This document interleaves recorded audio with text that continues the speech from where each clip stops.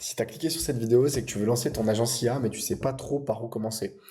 Aujourd'hui, je vais t'expliquer et je vais te montrer étape par étape, de A à Z, comment lancer son agence IA et surtout quoi faire pour atteindre les 3K par mois le plus rapidement possible. J'ai vraiment fait en sorte de construire cette vidéo comme une ligne directrice, d'accord, où tu auras toutes les étapes dont tu as besoin. Ça va du coup probablement être la seule vidéo dont tu auras besoin pour lancer ton agence. Parce que je sais qu'aujourd'hui, une grosse problématique de beaucoup de gens qui se lancent et qui échouent, c'est que toutes les informations sont dispersées, qu'il y a des informations, on entend une info et son contraire, et que vous êtes submergé par toutes les informations disponibles, et c'est compliqué de faire le tri, et donc c'est compliqué de se lancer. Après cette vidéo, tu n'auras plus aucune excuse, ok? Je vais te donner vraiment toutes les clés et les actions à mettre en place dès la fin de cette vidéo pour lancer ton agence. Dans cette vidéo, je vais te parler donc de comment justement générer 3 000 € par mois avec une agence IA, donc en vendant des web applications. On va commencer par parler du setup, d'accord? Donc comment choisir un secteur, comment choisir une bonne cible, une bonne niche. Ensuite, je vais te montrer comment construire ton image, comment avoir une image professionnelle qui inspire confiance, ok? C'est super important. Et pour finir, je vais te parler de la partie la plus importante et sûrement la partie qui est la plus difficile à maîtriser aujourd'hui, donc l'acquisition, qui est le fait d'obtenir des clients. En acquisition, il y a deux grandes parties. Il y a l'inbound et il y a l'outbound. L'inbound, ça va être quelque chose qui va prendre beaucoup plus de temps. C'est la partie qui va faire que les clients viennent à vous naturellement. C'est construire un système, d'accord, qui va, si vous voulez, prospecter pour vous. Donc, que ça soit en postant des vidéos sur les réseaux sociaux, en postant des blogs, en faisant du référencement naturel sur votre site. Euh, Tout ça, ça va construire, si vous voulez, un système qui va faire que vous allez aller qui va faire que les clients vont vous contacter, d'accord? Nous, on va pas parler de ça dans cette vidéo parce que ça, c'est quelque chose qui met beaucoup plus de temps à se mettre en place. Moi, aujourd'hui, je vais beaucoup vous parler de l'outbound, donc comment les prospecter, comment les démarcher, comment les trouver vos clients directement. Ça a beaucoup d'avantages, mais ça a des inconvénients. Pour passer de 0 à 3K par mois, de toute façon, il va falloir passer par l'outbound, d'accord?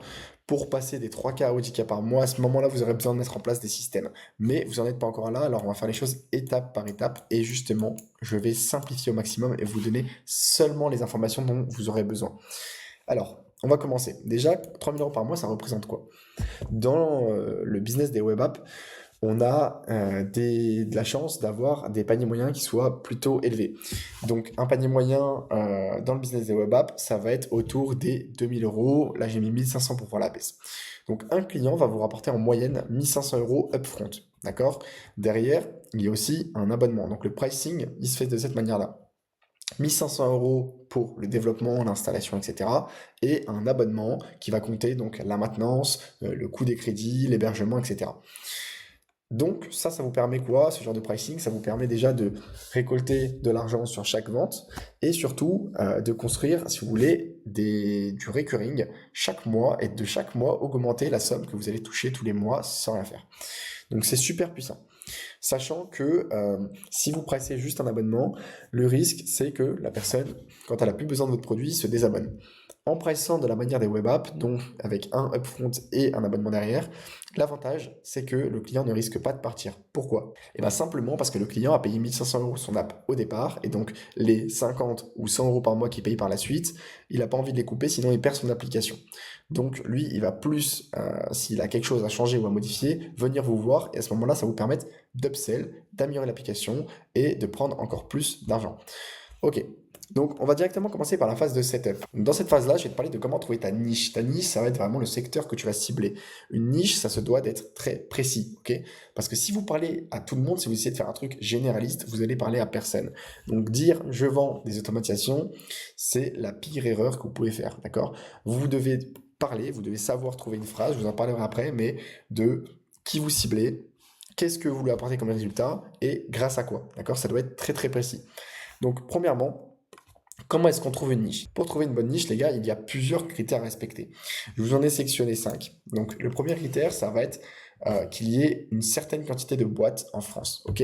Si jamais vous cherchez une niche et que vous vous rendez compte qu'il y a 50 boîtes comme ça en France ou 50 boîtes contactables comme ça en France, là, c'est pas un bon secteur. Si vous vous rendez compte qu'il y a 200, 300, 500, 600 boîtes, là ou plus, hein, là c'est déjà bon signe parce que ça veut dire que vous allez pouvoir trouver plusieurs clients dans ce secteur-là. Pourquoi on cherche à avoir une niche qui est assez vaste? Parce que justement, le fait de pouvoir avoir plusieurs clients dans la même niche, ça vous avantage dans plusieurs choses. Vous allez améliorer votre offre au fur et à mesure, être beaucoup plus précis. Vous allez pouvoir vous faire jouer le réseau au fur et à mesure, parce que si vous commencez à avoir un, deux, trois clients dans le même secteur, le réseau va commencer à se mettre en place, le bouche à oreille. Et surtout, vous allez pouvoir revendre plusieurs fois la même application. Si vous développez une application pour les agents immobiliers, à ce moment-là, le fait qu'il y ait beaucoup d'agents immobiliers en France, ça va être un très très gros avantage parce que l'application, vous la faites une fois et vous pourrez la revendre en boucle. Donc la seule dépense d'énergie et de temps que vous allez mettre, ça va être d'en trouver des clients. Ok? Si vous changez de niche à chaque client, le problème c'est que vous allez devoir aussi reconstruire une application de zéro à chaque client et vous allez perdre énormément de temps. Deuxième critère, les gars, j'ai mis que ce soit des boîtes françaises. C'est pas forcément nécessaire si vous êtes bilingue, vous n'avez pas besoin. Mais si vous n'êtes pas forcément à l'aise en anglais, c'est toujours bien de commencer par la France. Parce qu'on sait comment les gens réfléchissent en France, on sait comment les gens pensent, et donc on aura des bonnes stratégies pour les aborder. Maintenant, troisième critère, les gars, j'ai mis qu'une boîte à contacter se doit d'avoir plus de 5 employés. Alors, si elle a 3, 4 employés, c'est possible aussi. Si elle en a 10, c'est mieux. Pourquoi? C'est simplement une question de budget. Une boîte qui a 5 employés, vous pouvez vous assurer que c'est une boîte qui a déjà investi en elle-même dans sa croissance puisqu'elle a recruté. Donc, si c'est une boîte qui a recruté, qui a investi dans sa croissance, elle est beaucoup plus apte, si vous voulez, à investir dans des outils qui vont lui permettre d'évoluer encore plus. En quatrième point, évidemment, vous cherchez des boîtes avec des process répétitifs. Si votre boîte a aucun process répétitif, bah, ça va être difficile de trouver des choses à automatiser qui auront de la valeur pour eux. Et le cinquième point, les gars, c'est une boîte qui utilise déjà des outils digitaux. N'allez pas essayer de réinventer la roue, n'allez pas essayer de contacter des boîtes qui ont jamais utilisé d'outils digitaux ou alors qui ont très peu d'outils, qui sont très peu éduqués là-dessus, parce que vous allez vous compliquer la tâche, ils ne vont pas voir la valeur que ça peut leur apporter, ils vont être réticents de base à ça parce que c'est de l'inconnu, et vous allez avoir du mal à trouver des clients là-dessus. Même si vous pouvez vous dire au premier abord, et ça c'est un gros piège, de se dire que ok, ils n'ont pas encore d'outils, ils sont pas encore équipés, je peux leur apporter vraiment beaucoup de valeur parce que si moi je les équipe, bah, ils vont se rendre compte en fait de tout le temps qu'ils pourraient gagner, tout l'optimisation qu'ils pourraient faire. Mais la vérité c'est que non, ils sont pas du tout habitués à travailler avec des outils digitaux, alors ils s'en foutent et ils vont jamais utiliser vos trucs. Ok? Donc il faut pas forcer. Donc pour ça, maintenant que vous avez les critères, vous pouvez tout simplement, si vous n'avez pas vraiment d'idées, vous n'êtes pas très créatif, vous pouvez tout simplement aller parler avec des IA comme ChatGPT, Gemini, Claude. Et en fonction des critères, essayer de trouver des secteurs. Et toujours, le plus important dans une niche, c'est que ça soit très ciblé, très précis. Donc, quand vous allez trouver des secteurs, que ce soit par exemple l'immobilier, l'automobile, la restauration, imaginez que vous soyez dans l'automobile, vous allez trouver un sous-secteur dans ce secteur-là, donc par exemple les concessionnaires, et dans ce secteur-là, vous allez trouver encore un sous-secteur. Il faut vraiment aller creuser jusqu'à que vous ayez quelque chose de précis, d'accord? Donc par exemple dans les concessionnaires, il va y avoir des concessionnaires de voitures de luxe, des concessionnaires de voitures normales, des concessionnaires de scooters spécialisés en scooters, et vraiment vous allez cibler, si vous voulez, un type de concessionnaire particulier. Plus vous ciblez, plus vous serez crédible et plus vous serez impactant quand vous allez les contacter votre cible.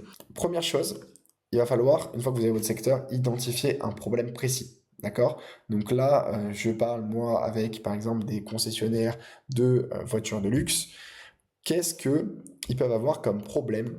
Quand je dis problème, c'est vraiment c'est un pain point, mais c'est qu'est-ce que je peux automatiser chez eux qui pourrait leur faire gagner des heures ou de l'argent ou des leads, plus de clients, etc. Une fois que vous avez trouvé ce problème, une fois que vous avez trouvé les choses qui pourraient les aider, si vous voulez, à se développer, là, vous allez du coup penser à une automatisation qui pourrait du coup régler ce souci-là. Ensuite, il va falloir construire une offre claire, d'accord? Au début, vous allez devoir construire une offre avec vos connaissances, on va dire. Mais par la suite, je vais vous donner des techniques pour valider cette offre et être sûr que votre offre et l'automatisation que vous avez envie de proposer soient bien market fit. Donc correspondent bien, si vous voulez, aux problèmes que rencontre la cible. Si c'est pas le cas, vous allez tout simplement prospecter dans le vent pendant très longtemps et vous allez juste perdre beaucoup de temps. Et c'est exactement pour ça que mon premier conseil aussi, ça va être de ne surtout pas développer d'applications, d'automatisation avant d'avoir vendu, d'accord? Vous allez d'abord prospecter, vous allez d'abord chercher à valider le fait que votre outil répond bien à un besoin. Et une fois que ça sera fait, une fois que vous avez des clients, à ce moment-là, vous commencerez à développer. Donc une fois que vous avez votre offre, vous avez ce que vous voulez apporter à la cible, vous savez ce que ça lui fait gagner, vous savez comment la présenter, vous avez aussi dans votre offre qu'il ne faut pas oublier d'abord les gars de mettre dans son offre une formation sur l'outil, faut pas oublier de mettre la durée d'abonnement, etc., etc. Il y a beaucoup de choses à rentrer dans son offre. Si tu veux savoir exactement tout ce qu'il faut mettre dans une bonne offre pour que ton offre soit complète et claire, je te laisse m'envoyer un message sur Instagram et je t'enverrai moi les templates que j'utilise pour créer mes offres. Mais une offre, ça suffit pas. Maintenant, il va falloir le tester et valider si elle marche vraiment. Donc pour valider s'il y a vraiment un besoin, les gars, moi j'ai plusieurs techniques. Mais il y a une technique aujourd'hui que je vais vous donner qui m'a permis de valider énormément de niches depuis le début et donc de trouver beaucoup de clients par la suite. C'est la technique étudiant. Alors, quand vous allez trouver un secteur, par exemple, je parlais des concessionnaires de luxe, vous allez vouloir comprendre, si vous voulez, leur quotidien, comprendre comment ils fonctionnent et comprendre quels problèmes vous pouvez résoudre chez eux. Et ça, c'est pas facile d'un point de vue extérieur, surtout quand vous connaissez pas le domaine.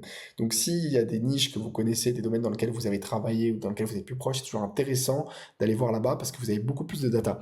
Si maintenant vous sortez, vous êtes étudiant, vous n'avez pas forcément de data, vous n'avez pas forcément travaillé dans certains endroits que vous voulez cibler, à ce moment-là, vous pouvez utiliser la technique étudiant. C'est quoi la technique étudiant? C'est tout simplement, au lieu d'appeler et de prospecter directement, vous allez appeler, vous faire passer pour un étudiant et demander simplement un rendez-vous de 10-15 minutes à la personne que vous avez au téléphone pour qu'elle vous aide dans votre projet d'école. Donc, il y a des phrases pour ça. J'ai construit surtout un template, un de script qui permet justement qui m'a permis d'avoir plus de 80% de taux de prise de rendez-vous dans ces appels-là. Mais le but, c'est vraiment de se faire passer pour un étudiant en projet et que vous aimeriez beaucoup pouvoir parler avec lui de son métier parce que vous avez un projet sur son métier, que ça vous intéresse, etc., etc. Cette approche-là vous permet de, si vous voulez, prendre un rendez-vous sans arriver avec un but commercial. Et en France, on est extrêmement réticent à investir sur soi, à acheter des choses qui pourraient nous aider à grandir. Et les gens se braquent extrêmement vite dès qu'ils voient que vous êtes là pour essayer de leur vendre quelque chose. Donc la technique étudiant, c'est vraiment quelque chose qui est très très fort. Ok?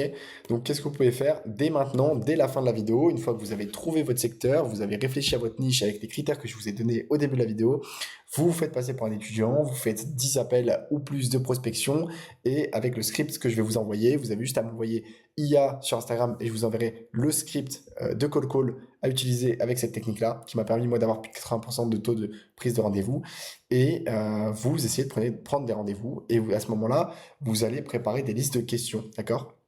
Préparer des listes de questions qui vont vous permettre, si vous voulez, de comprendre les réelles problématiques que la personne rencontre au quotidien, ce qu'il fait réellement dans son quotidien, qu'est-ce qui lui prend du temps et qui a aucune valeur ajoutée réelle pour l'entreprise, quelles sont les tâches répétitives qu'il fait et où est-ce que vous allez pouvoir avoir, vous, un bon impact et une bonne plus-value. Ok?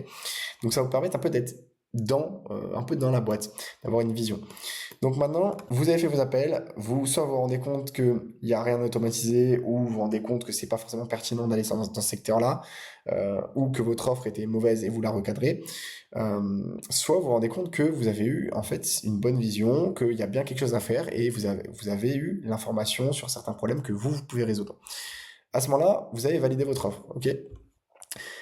Si vous avez validé votre offre, il faut faire une deuxième validation pour être sûr et certain que ce n'était pas des problèmes rencontrés juste par cette entreprise spécifique. Donc pour ça, les gars, il y a une deuxième technique pour valider son offre sur le marché, c'est juste de prospecter. Comme si vous cherchez des clients, finalement, normalement, si vous arrivez à prendre du rendez-vous, vous allez vous rendre compte que cette niche est validée et donc que vous pouvez vous investir réellement dans cette niche. Si vous vous rendez compte, au contraire, que vous n'arrivez pas à prendre de rendez-vous, à ce moment-là, vous changez de niche. Ok? Si vous changez de niche, vous répétez le process. Alors, comment est-ce qu'on prend des rendez-vous, les gars? Vous allez faire une liste, ok? Une liste avec tous les numéros et les informations des entreprises de votre cible et vous allez prendre votre téléphone, prendre un script de call et les appeler et essayer de leur caler un rendez-vous. Dans un rendez-vous, les gars, dans un call, on ne vend pas le produit, d'accord? On ne vend surtout pas le produit. Le but, c'est d'intriguer le prospect, d'intriguer le prospect, de lui donner envie de venir au rendez-vous pour comprendre où est-ce qu'il pourrait gagner de l'argent, d'accord?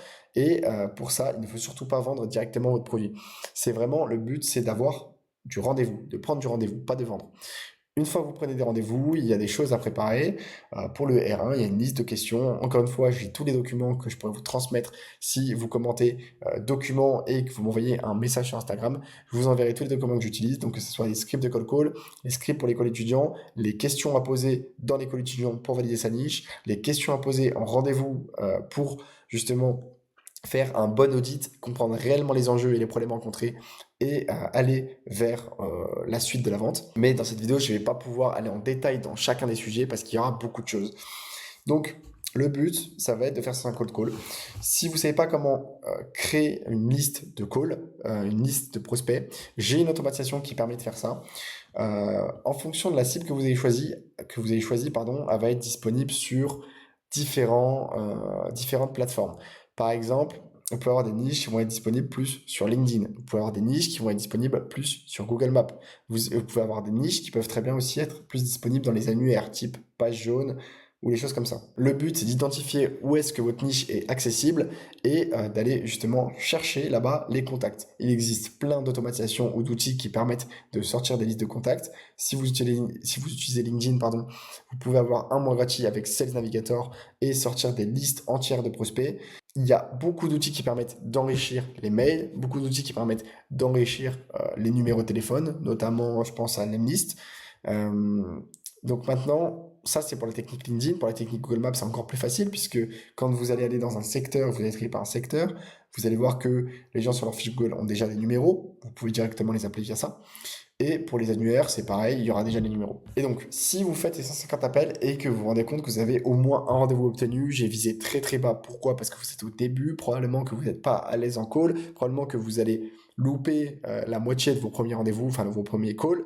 Il faut savoir aussi que sur 150 calls, il n'y a pas du tout 150 personnes qui vont vous répondre, d'accord? Vous allez peut-être espérer avoir 100 réponses, 75 réponses en fonction de où est-ce que vous ciblez. Sur ces 75 personnes qui décrochent, il va falloir parler avec peut-être 50 personnes, puisqu'il y en a 25 qui vont raccrocher au nez en disant non, non, je ne suis pas intéressé directement.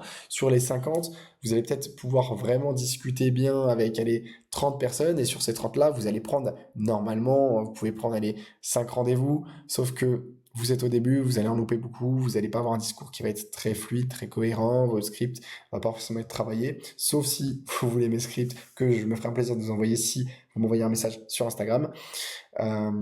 Mais du coup, tout ça, ça fait en sorte que vous allez avoir des stats qui vont être beaucoup plus basses. Donc j'ai mis un rendez-vous, ça serait bien quand même d'en obtenir deux. En dessous de deux, vous pouvez commencer à vous inquiéter et vous dire que dans cette niche, ça va être compliqué de vendre. Et donc, changer de secteur. Ok, donc maintenant que vous avez validé votre secteur, vous avez validé votre niche, vous avez validé le problème qu'il y a dans cette niche et que vous voulez résoudre, et donc vous avez construit une offre claire, on va passer du coup à son image. Ok, comment avoir une image qui soit professionnelle, une image qui inspire confiance. Déjà, pour commencer, pour l'image pro, il va falloir optimiser votre LinkedIn. Pour votre LinkedIn, il y a plusieurs choses à faire. Alors, pour votre LinkedIn, déjà, on va commencer par la photo de profil. Pour la photo de profil, ce serait bien que vous ayez une photo de profil professionnelle dans laquelle on vous voit avec un fond uni et une chemise ou un costard, peu importe, mais quelque chose qui soit assez sérieux et qui inspire confiance. On peut vous voir de profil, vous pouvez sourire légèrement, mais il ne faut pas que ça soit quelque chose qui soit trop relax. Parce que si c'est trop relax, enfin, ça dépend de quelle niche vous ciblez, mais dans la plupart des niches où vous voulez vous faire passer par un professionnel, ça va être compliqué d'inspirer confiance. Donc, pour ça, moi, j'utilise des outils comme ChatGPT, comme Gemini, qui sont complètement gratuits, où vous allez pouvoir simplement prendre un selfie et lui demander de vous mettre sur un fond uni et lui demander de changer votre vêtement si vous n'avez pas de chemise. Et il fait ça très très bien, ok? Vous pouvez aller vous inspirer directement sur mon profil. Et il y a énormément de profils qui sont très travaillés, que vous pouvez les voir, comme celui de Valentin Tommy par exemple, ou celui de Mathis Clouet, qui ont des très bons profils, ok? En deuxième, sur LinkedIn, il y a quelque chose qui est super important, qui est la bannière. La bannière, c'est la chose principale que la personne voit quand elle arrive sur votre profil. Ça, c'est extrêmement important de bien la travailler. Quand on fait un profil LinkedIn, quand on fait un site internet, quand on fait peu importe quelque chose sur lesquels les gens viennent nous visiter, que ce soit un compte Instagram ou autre, il y a une chose qui est primordiale, c'est le message que vous voulez transmettre, le message que vous faites passer, d'accord? Ce message-là, vous, dans votre cas, ça va être la phrase dont je vous ai parlé tout à l'heure. Donc, qu'est-ce que vous apportez et à qui et grâce à quoi, d'accord? Donc, c'est pour ça que vous allez devoir construire une phrase qui va être un peu votre phrase de présentation, dans laquelle vous allez dire à qui vous adressez, qu'est-ce que vous lui apportez comme résultat et grâce à quoi. Donc, par exemple, j'aide les entreprises de nettoyage à passer de 5K à 10K par mois grâce à l'automatisation de telle ou telle chose, d'accord? Ou à gagner 10 heures par semaine grâce à l'automatisation de telle ou telle chose. Donc il faut vraiment que vous ayez une seule phrase et qu'en une phrase, on peut comprendre à qui vous adressez, qu'est-ce que vous lui apportez, ok? Et donc ce message, il doit être très clair et vous allez le mettre sur votre bannière, ok? Et vous allez aussi le mettre dans votre bio. Donc la bio, c'est la deuxième chose à travailler, mais bon, pour finir sur la bannière, ça serait bien que vous ayez une DA, donc une bannière qui soit un peu travaillée. Vous pouvez vous inspirer encore une fois des profils que je vous ai dit juste avant. Et le but, c'est aussi de faire matcher votre bannière et votre photo de profil. Ce sera toujours plus agréable parce que c'est vraiment les choses principales qui vont apporter un beau visuel à votre profil. Ensuite, votre bio. Dans votre bio, vous allez encore une fois utiliser la phrase que vous venez de construire pour concrétiser le message. Pourquoi vous allez la réutiliser encore une fois? Parce que votre bio, c'est la chose que les gens vont voir avant même de cliquer sur votre profil. Ils vont voir le début de votre bio. Donc, les premiers mots de votre bio doivent s'adresser à un public précis. C'est pour ça qu'on met ça dans cet ordre. Si je vois, moi, j'aide les agences de nettoyage et que j'ai une agence de nettoyage, peut-être que je vais cliquer parce que ça me concerne. Ok? Donc, vous allez remettre cette phrase-là que vous avez travaillé en bio, puis vous passez donc à la deuxième partie de la bio, vous allez mettre un call to action. Donc vous allez mettre un call to action pour vous contacter, donc que ce soit sur votre site internet, Calendly si vous avez un Calendly, ou à vous DM pour, si vous voulez prendre contact avec vous s'ils sont intéressés, d'accord? Il faut que ça soit très très clair pour la personne qui lit le profil. En 3, les gars, moi je conseille de faire 3 posts. 3 posts, j'ai mis 3 posts résultats, mais ça peut être autre. Le but des posts, ça va être d'inspirer confiance et d'habiller votre profil. Vous allez pouvoir mettre les 3 posts en section. Et donc, quand on va défiler sur votre profil, on va voir votre bannière, votre PP et votre bio. euh, la section post et en dessous il y aura donc la section info que vous pouvez travailler aussi, mais les gens prennent moins le temps d'aller lire pardon, la section info, donc les posts c'est beaucoup plus parlant. Donc vous allez faire un post sur un cas client, donc comment j'ai apporté cette entreprise-là de ça à ça grâce à l'automatisation. Vous allez faire un post sur ce que vous faites concrètement. Donc voilà, moi j'automatise telle ou telle chose de cette manière-là. Et vous allez faire un post où vous allez dire, voilà, moi j'ai fait ça, ça, ça. Et je vous donne cette automatisation, cette ressource, si jamais vous commentez le post. Ça vous permet d'avoir un peu de trafic. Donc là, je vous fais vraiment un très très gros résumé, mais le but, c'est d'avoir quand même au minimum 3 posts sur votre compte LinkedIn pour montrer que vous êtes actif, que vous êtes quelqu'un de sérieux. Ok. Ensuite, on va passer aux choses un peu plus secondaires, donc comme le mail, site internet, etc.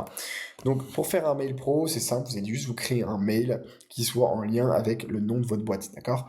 Si vous avez un nom de boîte qui est pas ouf, vous pouvez très bien créer un autre mail, personne n'ira vérifier le nom de votre boîte. Ensuite, vous pouvez très bien faire un site internet, ce qui va appuyer sur votre crédibilité, que vous allez pouvoir aussi mettre accessible sur votre LinkedIn. Un site internet, aujourd'hui, ça se fait très très rapidement avec Antigravity, ce qui est complètement gratuit. Netifly, vous pouvez l'héberger sur Netifly, complètement gratuitement pareil. Donc vous allez juste aller sur Antigravity et avec des prompts et simplement en parlant, vous allez pouvoir créer votre site internet en fonction de ce que vous proposez, ce que vous vendez. Et sur Netify, l'héberger gratuitement, donc le fait qu'il soit en ligne. Donc là, je vous ai remis la structure de la phrase clé dont je vous parlais tout à l'heure. Donc j'aide la niche que vous avez ciblée à avoir ce résultat, à obtenir ce résultat grâce à la méthode qui va être pour nous l'automatisation IA. Donc une fois que vous avez bien construit, si vous voulez, cette image professionnelle, que ce soit votre profil LinkedIn, votre site internet, votre mail pro, là on va pouvoir passer à la phase d'acquisition. Donc vous êtes prêts, vous avez votre secteur, vous avez votre image, et maintenant il va falloir trouver des clients pour de vrai. Et pour ça, on va se concentrer sur l'outbound. Donc dans l'acquisition, comme je vous ai dit, il y a deux parties. Il y a l'inbound et l'outbound. L'inbound, ça va être la partie qui va faire que les clients vont venir à vous. Ok? Donc ça va être tout ce qui est posté sur LinkedIn, ça va être tout ce qui est sur booster son site internet, avoir du référencement, faire du Google Ads, faire des réseaux sociaux, etc. Ça, c'est des choses qui prennent plus de temps et qui se mettent en place sur le long terme. Donc là, pour l'instant, pour faire de 0 à 3 cas par mois, c'est pas du tout ce qu'on recherche. Nous, on va vouloir avoir des méthodes simples qui vont nous permettre d'avoir des résultats, si vous voulez, rapides au début. Ok? Pour ça, je vous ai choisi deux canaux d'acquisition principal. Donc aujourd'hui, je vais vous parler du call call et je vais vous parler aussi du call DM sur LinkedIn. Donc avec ces deux canaux, on va pouvoir se focus sur des méthodes qui soient simples et qui soient efficaces et qui marchent vraiment. Je vais vous donner exactement les méthodes que moi j'ai utilisées pour faire mes premiers 3 000 euros par mois grâce au web app. Donc là, j'ai vraiment essayé de simplifier au maximum, d'accord, de vous retirer le multicanal, de vous retirer le mailing, de vous retirer les réseaux sociaux, etc. pour que vous puissiez vraiment vous concentrer vous concentrer sur ces deux canaux-là qui vont être vos canaux principaux. Si votre cible n'est pas accessible sur LinkedIn, d'accord, vous pouvez très bien changer de LinkedIn à les mails. Mais le but, c'est vraiment de garder deux canaux maximum pour vous focus dessus, devenir bon dedans et exécuter bien dedans. Ok, c'est parti. Du coup, maintenant, on va commencer par le call DM LinkedIn. C'est quoi le call DM LinkedIn? Le call DM LinkedIn, c'est le fait d'aller prendre votre compte LinkedIn et d'aller démarcher vos prospects sur LinkedIn. C'est pour ça que je vous ai dit aussi de travailler votre compte LinkedIn au préalable parce que un prospect que vous allez démarcher va forcément regarder votre profil et à ce moment-là, si vous avez une image qui n'est pas travaillée, ça sera next direct et vous allez foutre en l'air tout votre taux de conversion. Donc, c'est important de travailler votre compte LinkedIn au préalable. Ok, donc qu'est-ce qu'on va faire maintenant de manière simple? Quelle est la stratégie qui va permettre d'avoir du rendez-vous via LinkedIn, d'accord? Qu'est-ce que vous devez faire concrètement après cette vidéo, une fois que vous avez préparé votre compte LinkedIn pour trouver des clients grâce à cette application? Moi, je conseille de faire entre 15 à 20 DM par jour personnalisés. Alors, les limites de LinkedIn sont très basses, c'est-à-dire qu'à 20 DM, c'est risqué. Aujourd'hui, 20 DM avant, ça passait. Aujourd'hui, ils sont diminués, donc c'est mieux de faire 15 DM LinkedIn par jour maximum et de les répartir si possible dans la journée. Donc, pas les faire d'un coup, mais d'en faire peut-être 7 le matin, 8 le matin et 7 le soir. Ok, 15 DM de manière régulière par jour, ça va vous faire 450 DM par mois. Sur 450 DM par mois, croyez-moi que vous allez choper du rendez-vous. Il faut juste être constant et être régulier. C'est la persistance, la régularité qui va faire que vous allez obtenir des rendez-vous. Mais au-delà de la régularité, les gars, vous pouvez aussi optimiser vos scripts de DM. Moi, j'ai des scripts de DM qui marchent plutôt bien sur LinkedIn. C'est forcément et évidemment à adapter en fonction de votre cible. Mais évidemment, vous doutez bien que vous pouvez aussi améliorer vos résultats, les doubler, les tripler en ayant des scripts de DM qui soient vraiment pertinents. Moi, j'ai construit des scripts de DM qui marchent plutôt bien. Après, évidemment, il faut les adapter en fonction de votre cible. Dans l'accompagnement, pour tous ceux qui veulent rejoindre l'accompagnement et qui sont dans l'accompagnement, je vous ferai un script qui sera personnalisé à votre niche et je vous aiderai justement à avoir un script qui soit efficace et un bon système de relance, ce qui est super important.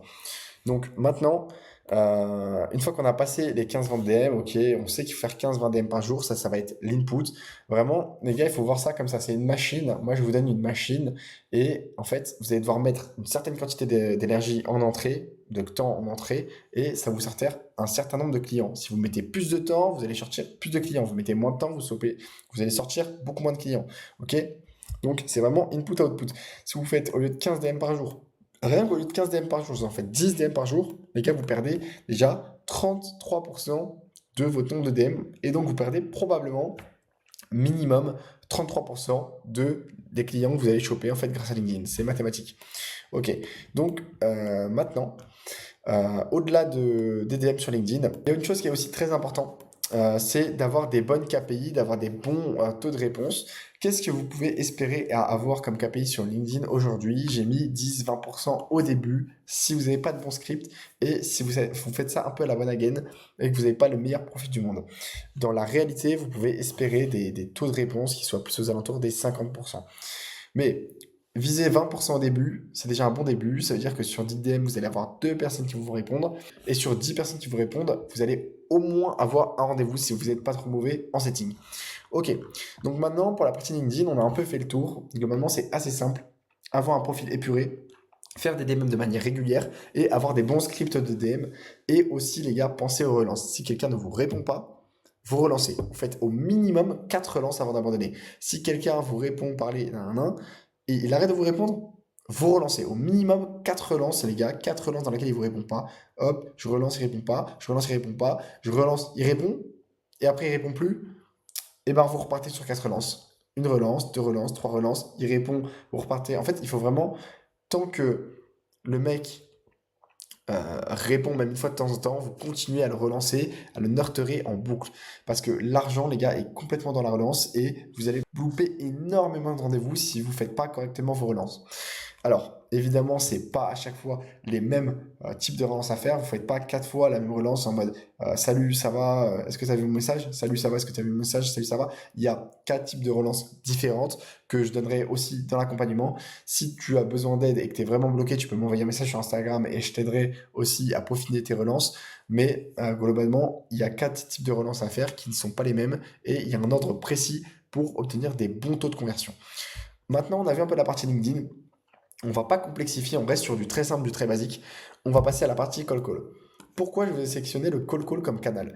Les gars, le call call, c'est littéralement le canal d'acquisition le plus rapide et le plus efficace qui existe sur cette terre, les gars. Sur cette terre, sans budget, je parle. Si vous avez énormément d'argent, vous pouvez mettre des ads, etc. D'accord. Maintenant, moi, je vous parle pour des gens comme vous et moi. Vous n'avez pas forcément envie, quand vous commencez un business, là, vous commencez tout juste d'investir, je ne sais pas combien d'euros en ads. Surtout que vous savez même pas encore si votre niche est vraiment pertinente, si votre produit est vraiment adapté, etc. Donc, le call call, c'est une masterclass. Pourquoi le call call c'est trop fort? Le call call c'est trop fort parce que ça vous permet d'avoir des rendez-vous très rapidement pour la simple et bonne raison qu'à la fin de l'appel, vous savez si oui ou non la personne prend un rendez-vous avec vous.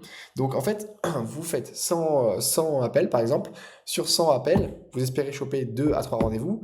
Et l'avantage c'est que si le mec, vous l'appelez, il vous dit oui, et bien vous savez dès la fin de l'appel que le mec, il a pris rendez-vous. Alors que si vous envoyez un mail, vous allez attendre 3 jours la réponse. Une fois que le mec il répond, probablement qu'il va falloir re-répondre, discuter avec lui, et à ce moment-là, proposer un rendez-vous. Et en général, c'est beaucoup plus long. Par DM, c'est pareil. On ne propose pas un rendez-vous dès le premier DM. Il faut un temps de setting, d'adaptation et d'échange avec la personne. Et donc, ça prend plus de temps, évidemment. Donc, le call call, c'est vraiment la méthode la plus directe d'obtenir des rendez-vous.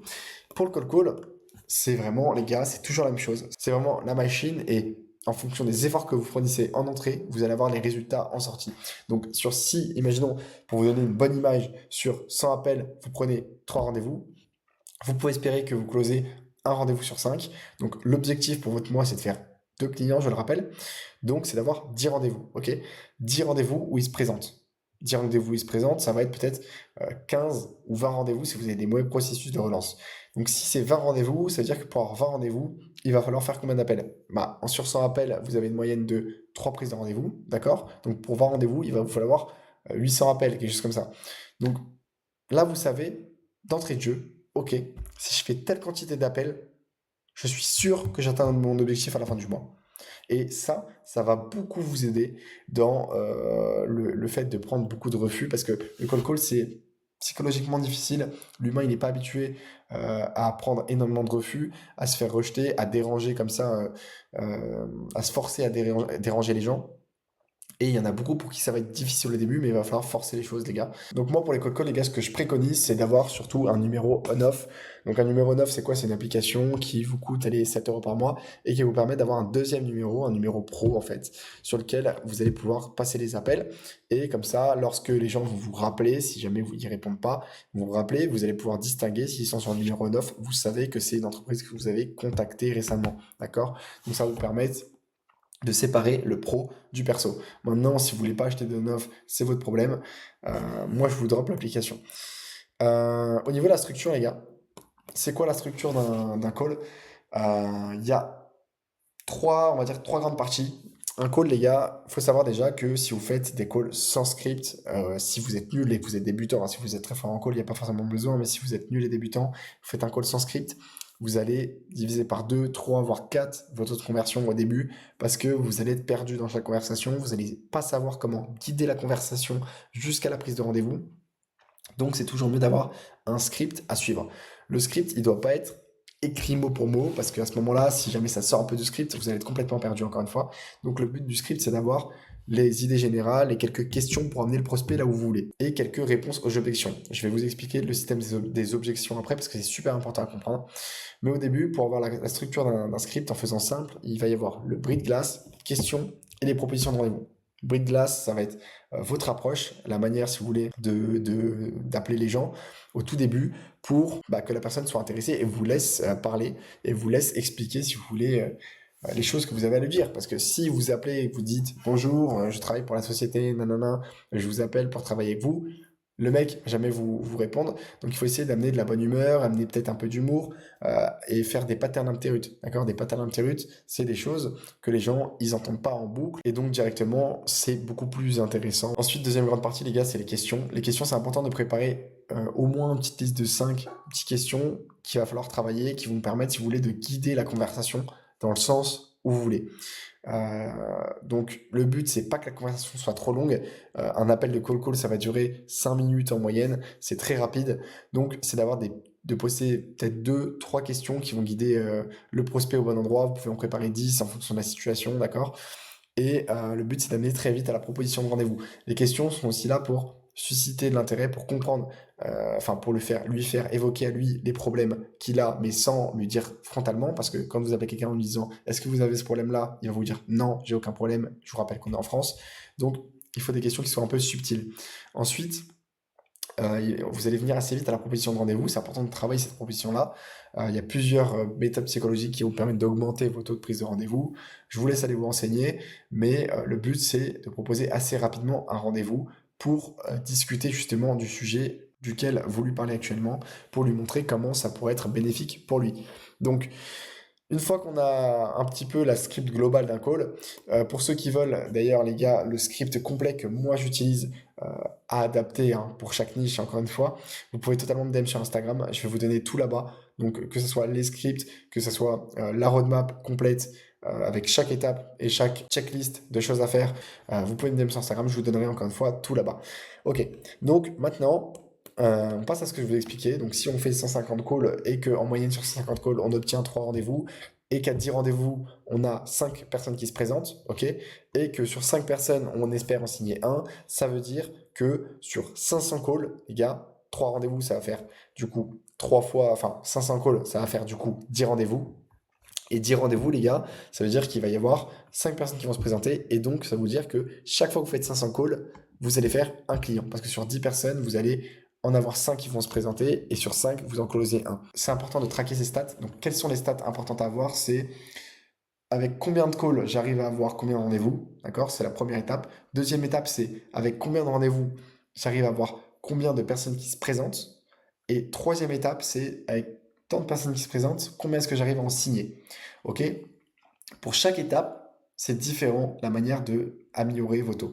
Donc par exemple, la première étape du call à la prise de rendez-vous, le levier facteur, le levier numéro 1, le facteur numéro 1, ça va être votre script. Est-ce que votre script est bien travaillé? Est-ce que vous parlez de la bonne manière? Est-ce que vous avez le bon ton? Vous avez le bon positionnement, la bonne humeur, etc.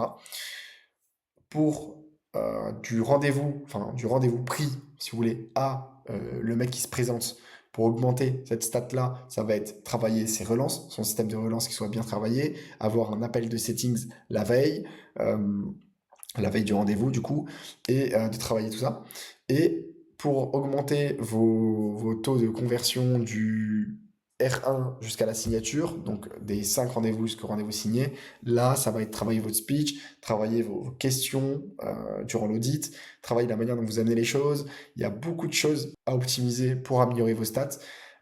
Les choses les plus puissantes, les gars, c'est pas forcément améliorer directement son script de call call, mais ça va être plus travailler au niveau euh, de l'audit, du R1. C'est la chose la plus importante de travailler au début parce que c'est ce qui va vous permettre, si vous voulez, de signer réellement les clients que vous avez. Dans l'accompagnement, pour ceux qui veulent rejoindre, je vais aussi vous donner du coup les systèmes de relance que moi j'utilise, que ce soit par mail, par message LinkedIn ou par vocal WhatsApp, et comment faire un vrai bon appel de settings la veille pour que votre client se présente et surtout augmente les chances de signer. Ok, donc maintenant vous avez une vision globale. Vous savez que sur 500 calls, les gars, vous allez avoir un client signé. Donc maintenant, si vous voulez atteindre votre objectif, on va dire que dans le mois, vous allez prendre un rendez-vous avec LinkedIn, un rendez-vous avec le cold call. C'est-à-dire que il va falloir faire 500 calls dans le mois et faire 15 DM par jour sur LinkedIn. Donc là, vous savez exactement les actions concrètes que vous allez mettre en place dès la fin de cette vidéo pour faire vos 3000 euros par mois. Maintenant, une chose très importante, les gars, c'est que quand vous allez signer un client, il ne faut pas ralentir la prospection, même quand vous le délivrez, d'accord? Donc, vous allez pouvoir créer son application sur les horaires où vous n'allez pas forcément démarcher les gens, donc peut-être 22h, 23h, et faire les horaires où vous allez démarcher les gens et faire de la prospection sur les horaires où les gens sont actifs. Donc, si possible, le call, ça va être de 8h à 18h. Évidemment, pour ceux qui ne peuvent pas, vous allez focus du coup les DM LinkedIn et optimiser à mort vos DM LinkedIn et peut-être travailler aussi un autre canal d'acquisition, donc que ce soit les mails ou les réseaux sociaux. Ok, donc maintenant, on va parler de comment gérer ces relances. Les gars, les relances, c'est très important. Je vous disais tout à l'heure qu'il faut faire jusqu'à 4 relances. Donc, c'est quoi, si vous voulez, les périodes de temps entre lesquelles vous allez relancer? Alors, vous allez faire 4 relances. Donc, la première, ça va être 2 jours après la non-réponse. La deuxième, ça va être 4 jours après la non-réponse. La première non-réponse, hein. La deuxième, du coup, la troisième relance, ça va être 6 jours après. Et la quatrième, 8 jours après. Donc tous les 2 jours. Évidemment, si un prospect vous a dit on en reparle dans 3 4 jours, vous le relancez dans 4 jours et pas dans 2 jours, d'accord? Mais de manière générale, si la personne ne vous répond pas, ça serait bien de la relancer tous les 2 jours, ok? C'est pas de l'harcèlement, les gars, c'est littéralement juste des relances, c'est quelque chose qui se fait partout, normalement, et si la personne ne veut pas vous parler, je vous assure qu'elle vous bloquera. Donc il n'y a pas de souci là-dessus, ne vous inquiétez pas, vous ne dérangez pas, d'accord? C'est important de faire ces relances parce que, comme je vous dis, l'argent est dans la relance, les gars. Si vous faites correctement vos relances, vous allez voir que vous allez probablement trouver plus de rendez-vous dans les personnes que vous relancez que dans les personnes avec qui vous parlez directement. Ensuite, je vous ai aussi parlé de la relance avant rendez-vous. Je vous ai brièvement parlé d'un appel de settings. Qu'est-ce que c'est que cet appel de setting? En mise en situation, vous prenez un rendez-vous avec quelqu'un en call call au téléphone. Vous êtes lundi, vous prenez le rendez-vous pour vendredi. Donc là, vous avez fait l'appel, vous avez pris l'appel donc directement dans la même semaine. Donc ça va servir à rien d'envoyer 2, 3, 4 relances parce que de lundi à vendredi, les gars, vous n'avez pas envoyé une relance tous les jours. Ok? Là, littéralement c'est l'harcèlement et vous risquez de perdre votre lead. Donc ce que vous allez faire, c'est prioriser donc avec un appel de settings. Un appel de settings, c'est quoi? C'est un appel aussi de relance, hein. C'est un appel que vous allez faire la veille du rendez-vous, dans lequel vous allez valider le rendez-vous du lendemain. Donc, si vous avez rendez-vous le vendredi, le jeudi, vous allez appeler la personne en disant oui, bonjour monsieur, c'est toujours bon pour demain, non, non, non, non, non. Mais en plus de lui valider le fait que demain, c'est toujours bon pour lui, il va falloir le 7. Le 7, ça veut dire quoi? Il va falloir poser quelques ancrages psychologiques qui vont augmenter, si vous voulez, les chances qu'il se présente demain et qui vont aussi augmenter les chances qu'ils prennent votre solution, simplement. Donc, il y a beaucoup de méthodes pour ça. Le but, ça va être de poser un maximum d'ancrage, de l'investir dans le rendez-vous de demain, donc lui demander peut-être certaines choses qu'il aimerait voir en particulier le lendemain, de le projeter en lui disant en lui disant en fait pourquoi ça serait intéressant pour lui de venir demain. Donc, en lui disant la valeur que vous allez lui apporter dans ce rendez-vous d'audit le lendemain. Donc, voilà, nous, on a travaillé une stratégie, on a travaillé telle ou telle stratégie. On pense qu'on va pouvoir avoir tel ou tel impact sur vous. On a hâte de vous la présenter demain. Donc, vraiment, c'est important qu'ils comprennent ce qu'il a gagné à venir, ok? Pourquoi il devrait venir? Euh, Parce que c'est ça qui va faire qu'il va se présenter ou non, et c'est ça qui va faire qu'il va être dans une bonne optique pour avancer par la suite. Ok, donc voilà, présenter la valeur, ancrer psychologiquement, donc il y a des techniques d'ancrage, donc par exemple des petites phrases simples, ça peut être, voilà, je compte sur vous, à demain, ou alors, ok, bah moi c'est noté pour 7 heures, je me bloque ce créneau, euh, hâte de vous voir demain ou hâte de vous présenter ça, etc., etc. Ok, donc on va pas rentrer dans les détails, mais pour faire très simple les gars, pour récapituler, on va avoir du coup les deux canaux qui vont être LinkedIn et le cold call. Sur LinkedIn, on fait un bon profil, on fait 15 DM par jour. Sur le cold call, les gars, vous pouvez acheter un numéro 9, c'est pas nécessaire, mais c'est toujours mieux de séparer. Et vous faites 500 à 1000 calls par mois, les gars. Et avec ça, vous êtes obligé, je dis bien obligé de signer au minimum 2 clients, les gars. Donc maintenant, on passe à la phase 5, les gars, la prise du rendez-vous. Vous avez réussi à prendre un rendez-vous, ok? Donc, qu'est-ce qui va se passer dans ce rendez-vous? Qu'est-ce que vous allez dire au client? Comment vous allez faire en sorte d'amener ce rendez-vous jusqu'à une signature et un contrat signé, d'accord? Parce que un rendez-vous pris, les gars, c'est pas encore gagné, il y a encore pas mal d'étapes. Donc toutes les étapes préalables, je vous ai expliqué, donc que ce soit le DM, le call, etc. Vous savez maintenant comment obtenir des rendez-vous. Si vous avez besoin de toutes les ressources, n'hésitez pas encore une fois à me contacter sur Instagram ou à taper document en commentaire et je vous enverrai tout ça. Et à vous abonner d'ailleurs, les gars, et lâcher un like, ça fait plaisir parce que je vous donne tout ça complètement gratuitement. Euh, mais maintenant, il va falloir savoir comment convertir un client qui se présente au rendez-vous en client, d'accord? Donc comment un prospect qui se présente au rendez-vous, le transformer en client plutôt. Ok, donc au R1, on va proposer une audit. Une audit, c'est quoi? C'est, si vous voulez, une analyse du business et de la manière dont la personne travaille pour comprendre les avantages et la valeur ajoutée que vous pouvez lui apporter, vous, avec votre expertise sur l'automatisation IA. D'accord? Donc vous avez déjà une offre, vous avez déjà, si vous voulez, des idées de ce que vous pouvez lui apporter, mais là, il va falloir vraiment personnaliser et adapter ça à sa situation. Ok? Donc l'audit, le but, ça va être de préparer les questions à l'avance. Ça va être de préparer des questions qui sont pertinentes, des questions où vous allez comprendre ce qu'il fait au quotidien, les tâches qui l'énervent, qui lui font perdre beaucoup de temps, les axes les axes sur lesquels vous allez pouvoir l'aider, et vraiment d'avoir un avis sur sa situation globale et un axe sur lesquels vous allez pouvoir travailler, lui proposer quelque chose d'intéressant pour son business. Ok? Le but dans l'audit, c'est pas que d'analyser sa situation, mais c'est aussi de pré-convaincre, si vous voulez, le prospect à acheter votre produit. Parce que votre premier rendez-vous, mine de rien, c'est un premier rendez-vous presque de vente. Ok? S'il n'est pas convaincu que s'il n'est pas convaincu que vous pouvez lui apporter beaucoup de valeur à son business, alors il ne se présentera pas au deuxième rendez-vous. Donc, dans le premier rendez-vous, c'est important d'utiliser des techniques comme par exemple faire dire au prospect ses propres problèmes. Donc l'idée dans cette phrase, c'est vraiment de faire en sorte que le client se rende compte des problèmes qu'il a aujourd'hui, parce qu'en France, beaucoup osent pas parler de leurs problèmes dans leur business, beaucoup ne veulent pas forcément assumer qu'ils font pas bien telle ou telle chose, ou qu'ils sont pas optimisés sur telle ou telle chose.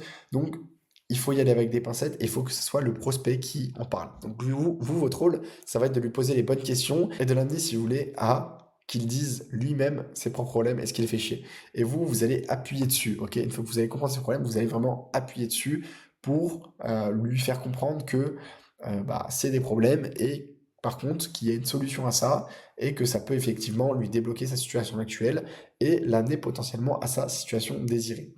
Ok, une fois que vous avez fait l'audit, les gars, vous allez repartir avec des problèmes. Des problèmes, pas pour vous, hein, mais les problèmes que vous allez avoir à résoudre. Et vous allez aussi repartir avec une prochaine date clé. C'est-à-dire qu'à la fin du R1, vous avez fait votre audit, vous avez compris comment il marchait, vous avez identifié les problèmes que vous allez résoudre, vous lui avez fait conscientiser que ces problèmes le bloquaient potentiellement aujourd'hui, et donc que vous pouvez avoir une vraie valeur ajoutée pour lui parce que vous êtes en capacité de résoudre ces problèmes-là. Et euh, ça suffit pas pour qu'il se présente au rendez-vous 2.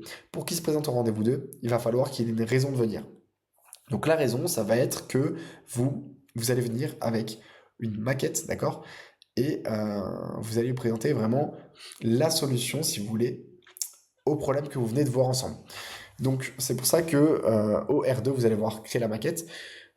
Aussi, c'est important que le client, les gars, ait une vision très claire à la fin du rendez-vous de ce qui va se passer par la suite. S'il ne sait pas exactement et qu'il n'a pas une vision claire de ce qui va se passer, c'est possible, ça augmente les chances qu'il ne se présente pas au rendez-vous 2, même si de base il avait prévu de venir. Donc à la fin du rendez-vous, pensez bien à lui expliquer, voilà, nous on a identifié telle chose, on va travailler sur telle chose, il y a beaucoup de choses qui sont possibles de faire. Au prochain rendez-vous, on va revenir avec une présentation, une proposition d'une solution qui pourrait vous aider à obtenir des résultats sur telle ou telle problématique. Et le rendez-vous va se passer de cette manière-là. Je vous présenterai la maquette, je vous présenterai la maquette de la solution, je vous présenterai aussi le coût que ça pourra coûter, parce qu'évidemment, vous n'êtes pas bénévole, vous n'êtes pas au Resto du Cœur, vous faites ça pour l'argent, donc ça a un prix. Euh, alors, on ne parle pas tellement de prix, on va plus parler d'investissement, d'accord? C'est important. Du coup, le but, c'est vraiment qu'ils comprennent, voilà, je me présente au prochain rendez-vous, on va me donner la maquette, les solutions possibles pour me débloquer dans ma situation actuelle, et donc pour moi, c'est intéressant de venir, même juste pour voir en fait ce qu'ils ont à proposer. Ok, donc maintenant c'est bien les gars, vous avez passé la partie la plus compliquée, donc qui est d'arriver au R2. Au R2, vos chances de closer sont déjà beaucoup plus grandes les gars. Surtout si vous avez bien posé les bons ancrages au R1 et que vous avez posé les bonnes questions. Donc encore une fois, si vous voulez la liste des questions à poser qui sont les plus pertinentes possibles, qui amènent aux meilleurs résultats, que j'ai testé depuis maintenant 8 mois et que j'utilise, qui m'ont permis d'obtenir 25% de closing dans mes rendez-vous, je vous laisse m'envoyer un message sur Instagram et je vous enverrai tout ça. Ok, du coup, maintenant, on sait qu'il faut créer une maquette. Vous avez, si vous voulez, les problèmes du mec, vous avez des problèmes précis, il va falloir créer une maquette. Comment est-ce qu'on crée une maquette? Une maquette, les gars, euh, il va falloir d'abord avoir la structure logique de l'application. Ok? Comment est-ce qu'elle fonctionne? Cette structure, vous pouvez la faire avec Claude, ça marche très très bien. Donc, vous allez lui décrire l'application, lui décrire les problèmes que vous devez résoudre avec telle ou telle automatisation, et vous allez lui dire, voilà, propose-moi une structure d'application adaptée aux fonctionnalités que vous allez créer. Et à ce moment-là, il va vous faire une structure complète, et ça va vraiment être le squelette en fait de votre application. Ok, une fois que vous avez ça, les gars, avec des outils complètement gratuits, là vraiment, vous pouvez tout faire. En réalité, vous pouvez tout faire jusqu'à signer votre premier client sans payer. Une fois que vous aurez signé votre premier client pour mettre l'application en ligne, pour la développer, etc., ça va être bien de payer. Mais au début, vous pouvez vraiment tout faire avec 0 € les mecs. Donc il n'y a vraiment pas d'excuse pour, après cette vidéo, pas se lancer et pas commencer à travailler son LinkedIn, travailler son image, essayer de trouver un secteur. Parce que là, vous pouvez littéralement tout faire sans argent. Si vous voulez accélérer, si vous voulez avoir tous mes process à moi, toutes mes techniques et que je vous guide vraiment main dans la main pour faire vos 3 000 € par mois, vous pouvez totalement m'envoyer un DM et je verrai si vous êtes éligible, si vous êtes apte à rejoindre l'accompagnement. Ok, du coup maintenant on passe au closing. Donc là, le closing, ça va être le rendez-vous 2, ça va être le rendez-vous dans lequel vous allez présenter la maquette, toutes les fonctionnalités que vous allez implémenter, quel impact ça peut avoir du coup sur ces problèmes, quels résultats vous allez lui apporter et aussi combien ça coûte, ok? Donc là, il va falloir lui présenter un devis. Donc pour présenter la maquette, les gars, pour avoir plus de chances que le mec achète, il y a une façon de faire. Donc comme je vous parle depuis le départ, il faut toujours présenter le résultat et pas le produit. Vous n'allez pas dire, voilà, j'ai automatisé telle ou telle tâche grâce à N8N avec du Python et du JavaScript, etc. Il s'en bat les couilles, le mec. Lui, il veut juste comprendre concrètement qu'est-ce que ça lui apporte. Ok? Donc il faut vraiment lui faire visualiser le ROI, le temps gagné et les clients non perdus si vous faites par exemple gagner du coup des clients, vous faites des relances ou vous permettez de répondre aux clients directement, enfin peu importe. Mais le but c'est qu'il y voit directement, si vous voulez, un chiffre intéressant, c'est qu'il y voit le ROI pour sa boîte. Et ça c'est important de le calculer. Donc vous n'arrivez pas avec un ROI un peu aléatoire, vous arrivez avec un ROI qui soit chiffré, d'accord? Si votre automatisation, si dans l'audit vous avez compris que le mec passait 3 heures enfin 2 heures par jour à trier ce document et que vous avez fait une automatisation pour trier ces documents, alors vous allez lui dire, voilà, donc tu gagnes 3 heures par jour. 3 heures par jour, ça représente 15 heures par semaine. 15 heures par semaine, ça représente 45 heures dans le mois. Et 45 heures dans le mois, t'es le patron d'entreprise, à combien t'estimes ton heure de travail, tu vois. Donc si son heure de travail, il estime à 20 ou 30 balles, hein, ce qui est pas très cher pour un patron, vous allez faire 30 € fois 45, et là vous allez vous rendre compte que en fait vous lui faites économiser, je sais pas moi, 1 500 € par mois, les gars.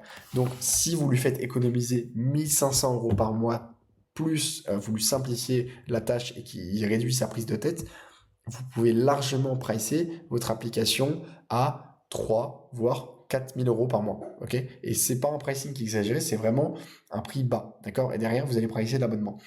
Ok. Et ça vous permet aussi du coup de bien construire vos devis. Donc c'est important de quantifier si vous voulez, que ce soit en temps ou en argent, le bénéfice que vous allez lui apporter. Ensuite, une petite technique de vente, les gars, c'est toujours être d'accord avec le prospect et toujours répéter les mots du prospect pour qu'il se sente compris, d'accord? Donc si par exemple, il va vous dire, voilà, moi je rencontre des difficultés avec le développement de cette partie-là de mon entreprise, vous allez voilà dire, ok, donc vous rencontrez des difficultés avec cette partie-là de l'entreprise, etc. Et vous enchaînez. Et le but vraiment, c'est que le prospect il se sente compris. Donc ça, c'est une des techniques. Il y en a beaucoup. Moi, je vous donne vraiment les techniques les plus simples. Vous allez aussi tout le temps être d'accord avec le prospect. Oui, je comprends, etc. Toujours des mots comme ça. Le but, c'est vraiment d'aller dans son sens et de pas être dans la confrontation. Ok? C'est très important d'aller dans son sens. Ensuite, toujours dire investissement. Donc, comme je vous ai dit, quand vous allez présenter le prix, vous n'allez pas dire, voilà, ça coûte 3 000 €. Non, ça, c'est un truc à pas faire parce que quand on entend ça coûte 3 000 €, on a l'impression qu'on est en train d'acheter un produit et il est plus dans l'achat du résultat dont vous lui avez parlé depuis le début. Donc, c'est important de lui faire comprendre que c'est un investissement. Donc, vous allez lui dire, vous allez lui faire un rappel de ce que vous avez dit depuis le début, un rappel du résultat. Donc, vous allez lui dire par exemple, voilà, donc pour avoir cette application qui va vous permettre d'économiser tant d'heures par semaine et donc d'économiser indirectement tant d'argent par mois, on sera sur un investissement de 3 000 €. Et là, ça va lui paraître beaucoup plus cohérent que si vous lui dites, voilà, moi, mon application, elle coûte 3 000 €. C'est juste une manière de présenter, les gars. De toute façon, dans la vente, en général, ça va vraiment juste être une manière de présenter, une manière de parler. Surtout en France, les gars, les gens sont très, très réticents à investir, à acheter des choses. Donc, il faut faire super attention à ce genre de choses. Il y a beaucoup plus de techniques de vente à utiliser en réalité. Là, je vous ai vraiment simplifié énormément le rendez-vous. D'ailleurs, si vous voulez savoir comment ça se passe réellement un rendez-vous de closing, vous pouvez toujours m'envoyer un DM sur Instagram et je vous enverrai des vidéos de rendez-vous de closing pour que vous compreniez exactement comment ça se passe en situation réelle et concrète. Ça pourra vous donner une meilleure idée, un meilleur aperçu de comment on fait dans la vraie vie en fait. Parce que dans cette vidéo, je ne peux pas vous donner toutes les tips, tous les détails parce que sinon la vidéo va faire 6 heures, ok? Je vous l'enverrai par contre à condition que vous soyez abonné à mon Instagram ou mon YouTube et que vous ayez commenté du coup document sur cette vidéo YouTube. Ok, donc maintenant on va à la suite. Donc voilà l'annonce du prix, je vous ai toujours dit, récapituler les bénéfices puis annoncer l'investissement, ok? Et ensuite, là vous arrivez du coup à la décision. Les gars, dans un rendez-vous 2, il faut absolument créer, si vous voulez, enfin pousser à la prise de décision. Si vous partez du rendez-vous et que le client n'a pas signé, considérez que c'est perdu. Enfin, il va falloir toujours relancer, etc. Vous faites vos process correctement, mais la vérité, c'est que 80% des gens qui vont pas signer là dans le rendez-vous ne signeront pas après, ok? Donc il faut préparer un contrat au préalable, être prêt à le faire signer, et vraiment au moment, au pic de sa motivation, il a accepté et qu'il est prêt et qu'il est devant vous, vous lui envoyez le contrat et il le signe avec vous en appel, les gars. C'est super important. S'il ne le signe pas en appel, et que vous voyez vraiment que il lui faut du temps et que oui, il ne signera pas si vous forcez, ok, ne forcez pas. Et à ce moment-là, vous allez lui faire surtout des relances, peut-être un call que vous allez booker du coup dans la semaine pour l'aider à signer. Mais les gars, même en B2B, les gens qui vous disent oui, euh, c'est comme en B2C. En B2B, même les entreprises qui vous disent oui, demain, peuvent totalement changer d'avis. D'accord? Donc, c'est important de le signer dans le rendez-vous. Si le client ne signe pas dans le rendez-vous, bon, bah voilà, vous allez faire des relances. Pour ça, il y a tout un système à mettre en place. Au début, vous pouvez juste vous faire un système très simple avec 2 ou 3 relances. Et si le client signe, les gars, là, on passe à une partie qui fait peur à beaucoup. Donc, ça, c'est le delivery. Donc, littéralement, construire l'application que vous avez vendue. Donc là, vous avez vendu, les gars, GG.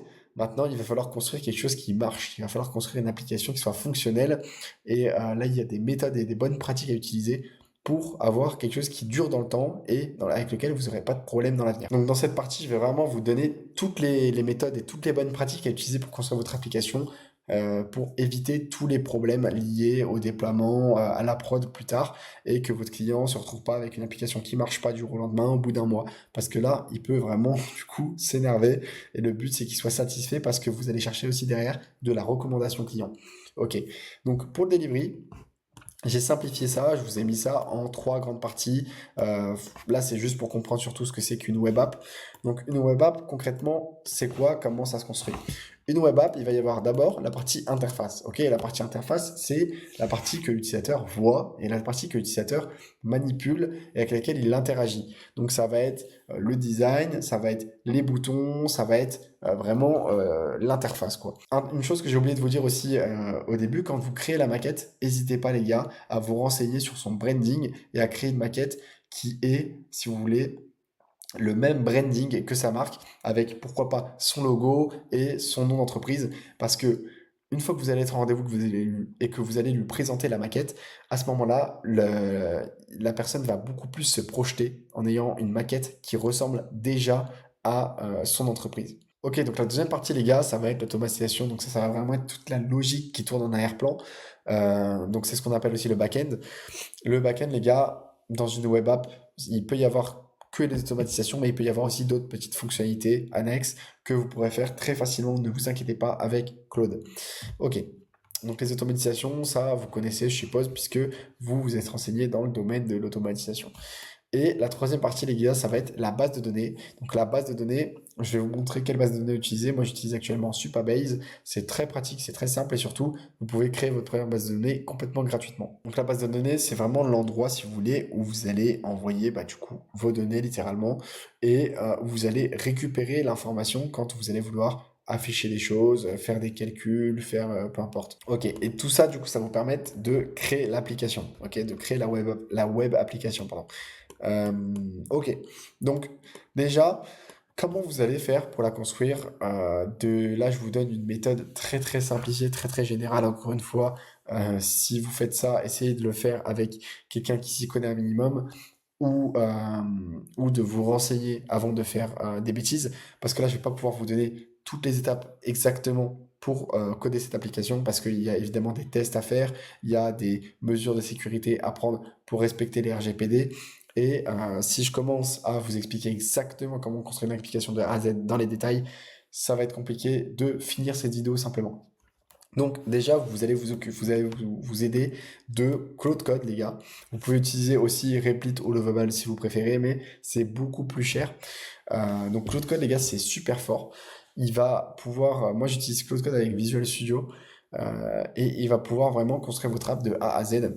Vous avez construit une structure au début avec la maquette. Vous allez vous servir de cette structure pour construire, si vous voulez, l'application. Donc vous allez l'envoyer dans Claude Code et vous allez au fur et à mesure construire. Vous allez surtout pas lui dire de construire tout d'un coup, mais vous allez lui demander d'abord un plan étape par étape avec fonctionnalité par fonctionnalité pour cette application et pour commencer à construire quelque chose qui marche. Et ensuite, vous allez faire avec Claude, hein, donc il va faire étape par étape chaque fonctionnalité, chaque partie de l'application et il va tester à chaque fois. Comme ça, vous êtes sûr que vous avancez et que vous n'avez pas de problème par la suite. Ensuite, vous allez vraiment devoir construire donc l'interface, les automatisations des bases de données. Bon, la base de données, vous pouvez aussi demander à Claude, une fois qu'il a la vision globale du projet, de vous donner les commandes SQL pour créer les bases de données. Une fois que vous avez les commandes SQL pour créer toutes les bases de données, vous allez aller dans Supabase, vous allez aller dans SQL Editor et vous allez mettre Run Query, enfin copier votre requête et mettre Run Query et ça vous crée toutes vos tables avec les relations entre les tables. Donc ça c'est super puissant. Ensuite pour lier votre base de données, là je vous le dis à l'oral, mais quand vous allez rechercher, ça vous permet de savoir déjà quoi chercher. Mais quand vous allez vouloir relier votre base de données à votre application, vous allez devoir aller chercher dans Supabase, dans les paramètres de votre projet, le project URL et une clé qui s'appelle, enfin qui sera dans du coup les clés.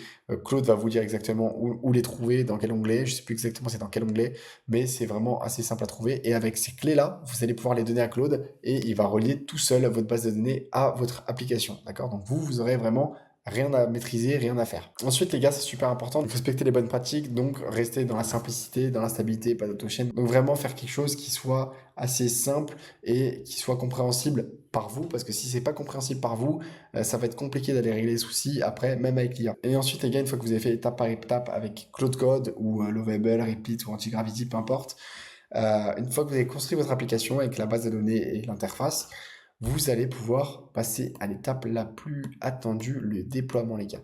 Donc, il y en a beaucoup qui demandent, oui, comment, Arsène, est-ce que le client fait pour utiliser l'application? Donc, comment est-ce qu'on intègre chez le client l'application?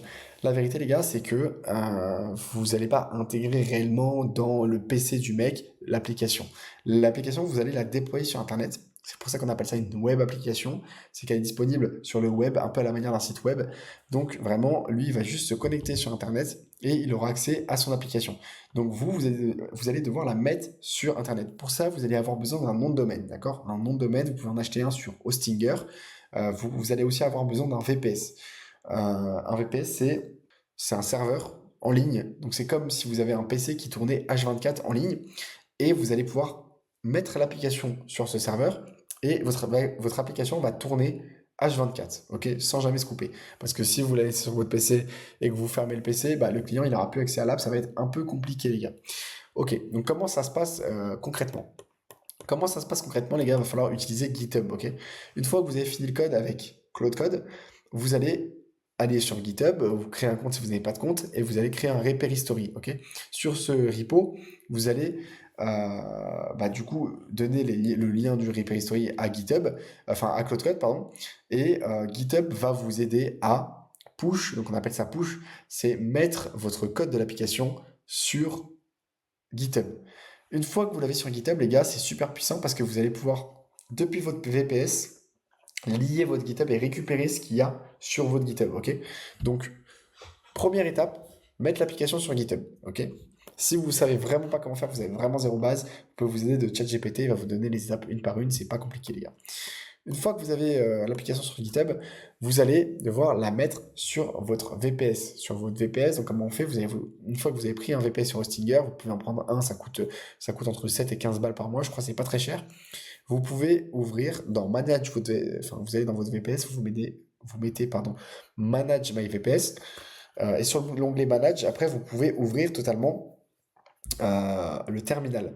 Le terminal, un VPS, vous n'avez pas vraiment d'interface comme un PC, mais vous avez accès au terminal. Donc ça peut faire un peu peur, mais les gars, c'est pas beaucoup plus compliqué. Encore une fois, si vous avez ChatGPT à côté, vous pourrez naviguer dans vos terminal sans trop de problèmes. et vous allez lui dire à ChatGPT que vous allez pouvoir, enfin que vous voulez du coup créer un dossier et déposer l'application sur votre VPS et il va vous aider étape par étape. Une fois qu'elle est sur votre VPS, les gars, il va falloir du coup créer les routes DNS sur Hostinger. Le reverse proxy, ça va être sur votre VPS et du coup l'application va fonctionner. ChatGPT va vous guider dans tout ça, vous n'avez pas besoin de comprendre au début. Si jamais vous galérez, les gars, il y a des tutos spécifiques à ça. Là, je ne vais pas vous expliquer exactement les commandes à utiliser, quel reverse proxy choisir, comment faire la config, etc. Parce que c'est un peu plus compliqué. Pour tous ceux qui viennent l'accompagnement, évidemment que je vous aiderai là-dessus, vous ne serez pas seul. Donc, je vais tout vous expliquer étape par étape et en détail pour que vous puissiez comprendre aussi si jamais il y a un problème, où est-ce que vous devez aller chercher pour régler ce problème-là. Ok. Une fois que vous avez l'application sur votre VPS, à ce moment-là, les gars, tout va bien. Ça sera lié aussi à un nom de domaine. Le reverse proxy, c'est ce qui va faire que vous puissiez accéder depuis Internet, si vous voulez, à votre application. Donc, qui fasse la communication entre votre VPS, donc là où est votre app, et l'endroit sur lequel vous êtes sur Internet. Une fois que vous avez ça, les gars, vous allez tester. Une fois que l'application est en ligne, vous allez tester toutes les fonctionnalités, vous allez tester si tout marche bien, s'il n'y a pas de problème. Essayez de prendre au minimum 3 ou 4 jours de test. Ça dépend de quelle automatisation, mais il y a des automatisations pardon, qui vont tourner en fond. Et c'est toujours bien de prendre plusieurs jours de test. Donc prévoyez-le dans le livrable pour se rendre compte des problèmes qui peuvent arriver. Et une fois que vous avez fini votre application, qu'elle marche bien, que vous avez fait les tests et qu'il n'y a pas de problème, les gars, vous allez pouvoir finaliser et livrer votre client et récupérer, les gars, tous vos sous, d'accord? Donc, ça dépend comment vous l'avez fait payer. Si vous l'avez fait payer avec un acompte avant et le reste des sous après, c'est ce qui se fait en général. À ce moment-là, vous allez récupérer du coup la deuxième partie. Donc, c'est vraiment une bonne partie. C'est pour ça qu'il faut faire des tests parce que si vous arrivez avec une application qui ne marche pas, le client, il ne va pas vous donner les sous. Donc voilà. Donc là, on passe du coup à l'onboarding client. C'est quoi l'onboarding client, les gars? Ça va être du coup tout simplement faire le tutoriel de comment utiliser l'application. Je vous ai dit tout à l'heure que quand on construit son offre, on inclut une mini formation sur l'application que vous allez livrer. Les gars, c'est super important parce que le client, lui, il va arriver, ça se trouve, il n'est pas à l'aise avec l'informatique, il va arriver avec une application qu'il ne connaît pas, il a besoin de comprendre comment bien l'utiliser, comment ça fonctionne. Donc, vous pouvez faire ça en distanciel, en session live, pardon, ou en présentiel si jamais vous êtes proche. En distanciel, un Google Meet, hein, ça suffit les gars, et vous allez montrer comment utiliser l'application, comment se connecter à l'application, et comment lui il va l'utiliser derrière, et comment aussi connecter ses crédentials si jamais, par exemple, il utilise Gmail ou il utilise d'autres choses et il doit connecter ses propres comptes. Vous allez l'aider à connecter ses comptes à votre application, ok? Le mieux, c'est aussi toujours de préparer à côté de ça une vidéo tutoriel que vous lui enverrez du coup à la fin de la présentation sur laquelle il pourra se référencer si jamais il a des problèmes. Ça lui évitera en fait de revenir vers vous en boucle pour vous demander comment on fait ci ou comment on fait ça. Ok? Donc ça peut être un bon plus aussi et ça fait beaucoup plus professionnel. Donc maintenant, vous avez livré votre projet et vous allez faire un renouvellement de l'abonnement. Enfin, c'est-à-dire que vous allez mettre l'abonnement en place. Pour mettre l'abonnement en place, moi je vous conseille d'utiliser Stripe et de faire un contrat justement avec les prélèvements SEPA, ce qui vous permettre d'éviter que le client vous paye pas ou retarde à vous payer votre abonnement, etc. Là, ça va vraiment être des prélèvements, ça va débiter son compte directement. Donc, vous aurez, votre abonnement qui rentre mensuellement, chaque mois, du coup, pour chaque application que vous vendez, les gars. Et ça, je vous jure que ça fait plaisir. Bien plus qu'en vrai que le cachet que vous allez récupérer en one shot. Du coup, les gars, les stats que vous allez essayer de viser, je vous ai fait des KPI un peu global pour ceux qui ont beaucoup de temps à s'investir, pour ceux qui veulent vraiment monter leur business correctement et qui visent plus que 2 clients par mois. 2 clients par mois, en vrai, les gars, c'est faisable avec beaucoup moins d'investissement que ça. Mais pour ceux qui veulent vraiment en faire un business, qui veulent vraiment se développer là-dedans, voici les KPI que vous devez avoir en tête et les actions que vous devez faire concrètement par jour ou par semaine pour justement avoir que ce soit 3 000 € par mois au minimum, mais probablement monter à 5 000 €, 6 000 € si vous faites autant.